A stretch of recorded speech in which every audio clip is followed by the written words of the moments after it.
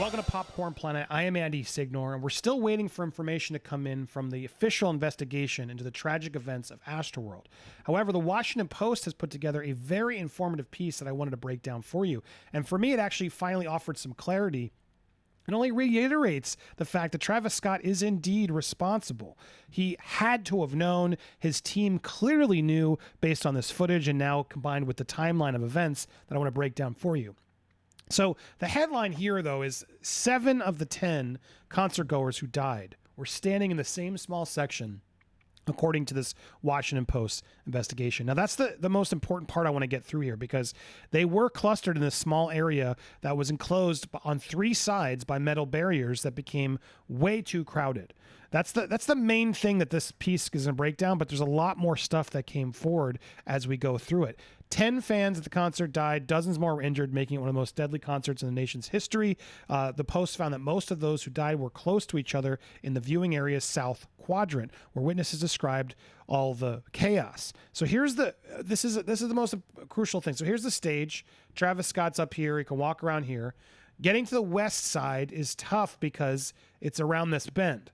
So getting into the south end was where a lot of people came from, because as you scroll down, you'll see there was crowd movement because the second stage was over here. So when was it SZA, I think her name is, ended her set, all of this crowd slid on over here, and they all slid in and pushed even more so into the south quadrant because they had nowhere else to really go. They saw the stage. They're like, all right, let's keep moving. They didn't think like, well, let's go all the way around over here. No, there was no way to sort of properly disperse the crowd from one way or other. All these people that have been waiting there all day long in the west and south end were waiting. And then when the concert ended at the second stage, all those people were like, all right, it's time to go see Travis Scott, pushing their way up against the south end, and particularly this corner right here, which you got to actually see it. Now, again, here's where most of the victims were located.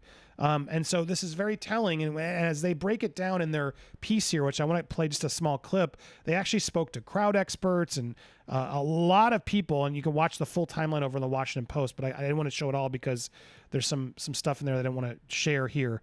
But we had experts analyze the movements of the crowd and its density in key areas. So they're looking at that key density area, but here's again where they came from. And then here's that South Bend port where you can sort of see it. This section here, concrete dividers that no one can get around or over. There's no way out. You're basically stuck in this corner. And so with so many other people coming from the other stage into this area, that's really where everything went south, as this clip and the whole documentary sort of breaks down very well.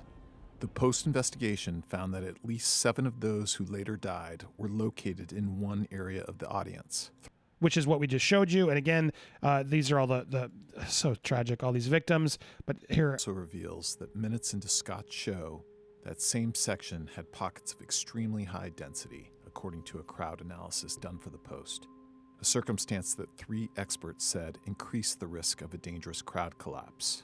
So this is really crucial because I know a lot of you have sort of said, Andy, I told you. And I had some people who are like, I work crowd. There's no way that's not true.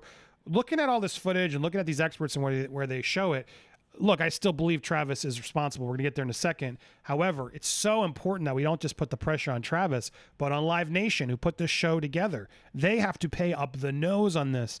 Whoever designed this whole venue, the crowd control people, the security people, there's so many people in this involved in this concert that to me need to face charges, because this was a completely preventable act. Completely preventable. Had first and foremost Travis Scott just had a team in place that was able to educate him and tell him, yo, dude, we got to stop this show. And I believe they were. As you're looking at this crowd density and everything that's going crazy, the people that were screaming, etc. All this was happening live at the venue. Now, many are saying, well, he couldn't have heard it. He couldn't see it. They couldn't hear it. He saw a lot of stuff. He was always calling specific stuff out. But let's for a second pretend that maybe he didn't know what was going on. This clip, knowing, before I even play this clip, actually, it's another thing they reveal, as everything was sort of starting to happen and they were already being, too tight. That crowd was already too tight. That's when Drake came on. So before things were like supposed to end, like they called for the show to end. They not only keep going, but Drake shows up.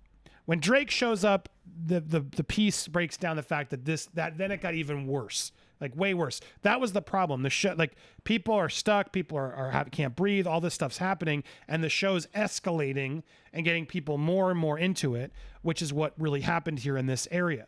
Now, when you watch this part of the show, this was earlier in the night. When you watch this part, to me, it's very telling. Here he is noticing the ambulance coming in. What the fuck is that? He's ignoring, there's a lot of screaming. He's sort of whatever. So it's all becoming a one big scream to him, maybe. He's got ear things in. Okay, maybe he didn't know. Let's try to be fair. But he can't deny an ambulance out there. What the F is that? If everybody good, put a middle finger up in the sky. Now, I never really considered what that meant. If everybody's feeling good, put your middle finger in the sky. What is he doing there? To me, that's a sign he was told there were problems. Because he's now doing his own crowd control to see, is everybody doing good? Put your finger in the sky. He sees an ambulance. To me, I can only now assume, based on that piece and everything I'm watching of the timeline of events, he's saying, put your finger in the eye. Because when you think about it, what are you doing? You want to make sure everyone's putting their hands in the sky. So you can say, oh, look, everybody's fine. They're fine. That's what I think's happening here. Again, speculation on my part, but it makes more sense now when you hear it that way and you watch this timeline, you know things are going, you know people are being radioed, that he actually is like, all right, let's see, is everybody okay? Put your fingers in the sky. Now, Okay, where my guy, man? Come on. and then people were like jumping on the ambulance and stuff in other areas. Rather than like, all right, what's going on with this ambulance? Is everybody okay? Let's get them through. No, it's all right. Well, I'm going to be a judge. Put your fingers in the sky. All that. 2 hands to the sky. Hold up. He's shrugging these guys away who to me are coming out with information, or they're all trying to figure out what's going on. What should we do? And then he's like, no. Hold up. Two fingers. They're like, Travis, something's up is what I'm guessing is happening there. 2 fingers in the sky. 2 hands to the sky. 2 hands up, y'all. 2 hands up. Even the guys are saying it now. 2 hands up. When you watch it on internet, 2 hands up, 2 hands up. He's looking all over. Why is he doing this? To me, this is proof something's up. He knows something's up. Why is he now twice asking, while the music stopped, asking for his fans to put their arms up in the air? Is everybody okay? Is literally what he says. If everybody okay, put your 2 hands up. Y'all know what y'all came to do. And then he moves on to all right, I see enough hands. Let's go. So they knew. They had to have known. This is nonsense. Ambulance is in there. Someone's in their ear telling him something's wrong. And he still kept going. That's why Travis is responsible. Now, but it's very important that we also be clear. Whoever designed this trap, also incredibly responsible. Look, this was, I'm trying to make sure I'm missing anything else that's really important. It filled up 3 hours before Scott's performance. Around 8:30, a concert by SZA, secondary stage, ended. Audience from that show began to stream towards the already packed stage, especially the south section, witnesses said. The crowd pressure increased. Concertgoers became caught in the current flow towards the main stage, unable to move in the opposite direction. That's what happened. They're all sort of shoveled in. Now, and here, they can back up. And here they can back up, right? In this section, they can't. They're literally roped in. I'm pointing it. You can't even see me pointing it. But as you can hopefully see here, there are, 3 walls. So anybody who's pushed in there going towards the stage gets pushed to a place where then they can't get pushed no more. They're pushed against the stage. And even here in the West End, there's probably not as many people being pushed because they had a little bit of a cushion, harder to get in there. It's all mostly in the South End. And the West and North End is where he's seeing most people. He's not able to see them all here deep in the South stage from the stage, potentially. That might be legit, but it doesn't mean he wasn't warned, which I think we just proved he was. Sure feels that way to me, at least. they were all pushed to the south quadrant. We were trying to get out, but we just kept being pushed forward and forward. 3 crowd experts said the influx in the already packed quadrant with its rigid barriers would have compressed people, increasing the crowd density, giving fans inside the section little ability to exit. And that's ultimately what happened. They faulted the layout of the barriers, saying it did not allow concert organizations to cut off the flow of people surging towards the stage. In general, that's not a safe design because you can't regulate the number of people who are in high-pressure areas. Visiting professor of University of Suffolk who specializes in crowd safety and crowd risk analysis. To eliminate what happened amid the crowd, the Post gathered dozens of videos from the night, staked out a spot shortly before the show near the middle of the South Quadrant, according to video obtained by the Post.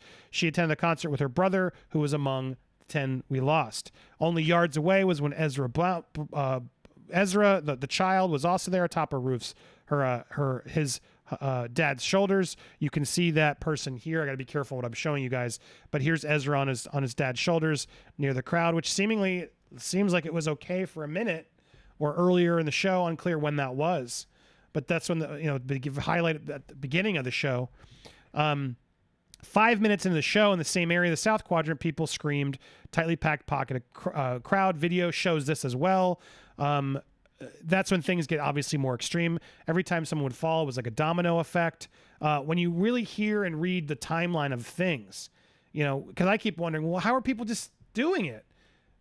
It's because they didn't have any ability to stop. And I've been in a crowd. I've been in one of those concerts where you feel like, okay, what's going on? And you can't move. You just fall along with the crowd. And that's ultimately what happened. So these people not only we've been blaming a lot of the crowd, but the reality was it's Travis for not paying attention. It is, no matter what people want to say. It's the concert venue. It's the people who made the stage. It's Live Nation in general for not doing their due diligence to check the artist and everybody else to make sure everything was up. All these people are responsible. All these people are responsible. This was a fenced-off corral area allowing nowhere to escape. The only way was in, one way out. And there's plenty of footage if you go through the article or you watch the timeline on the Washington Post. The Houston firefighter outside the venue, was monitoring radio communication used inside the festival, noted a report of individual at 9:18. 9:27, there's a woman lifted from the barrier. They check her. That's, I got to be careful what I say here. The timeline of events based on radio intel, the footage, the witnesses, it's grim. And the Houston Fire Incident Commander declared the sense of mass casualty by 9:52. The show ended at 9:12. So they tried to stop it. They then said mass casualty, and then it still kept going for another almost 20 minutes. 72-minute show. And that's when Drake shows up as well near the end of that show. Now, Scott's attorney says the performer is distraught by the situation, desperately wishes to share his condolences and provide aid to families affected by this. Promoter Live Nation said in a statement that it engages in extensive detailed security planning and is assisting local investigations. We are heartbroken by the events. Both of them need to pay tremendously. We will keep you updated on this investigation and where it's going. But I hope we don't lose sight of the fact that there's a lot of people that need to be held accountable. And I hope this investigation by the police will actually give us that, and they won't not looking at themselves, because to me, the Houston police are also what were you doing? They're taking selfies when Drake showed up, unaware of the walkies. Whose responsibility was it? Like, let's have all them on separate channels. That'll be safe and secure. So much broke down that we need to follow through on, and I will make sure we do. So make sure you hit the subscribe button here, hit the bell for all alerts, smash that like button, and leave your comments down below. Who do you believe is most responsible? Is it all? Where should it fall? I want to hear your thoughts. Help the engagement of this video, get the word out so we can get the truth behind this event out there. Thank you guys so much for watching. We'll be live today around 12:30 p.m. Eastern Standard Time. We're live every weekday around 12:30 here on Popcorned Planet.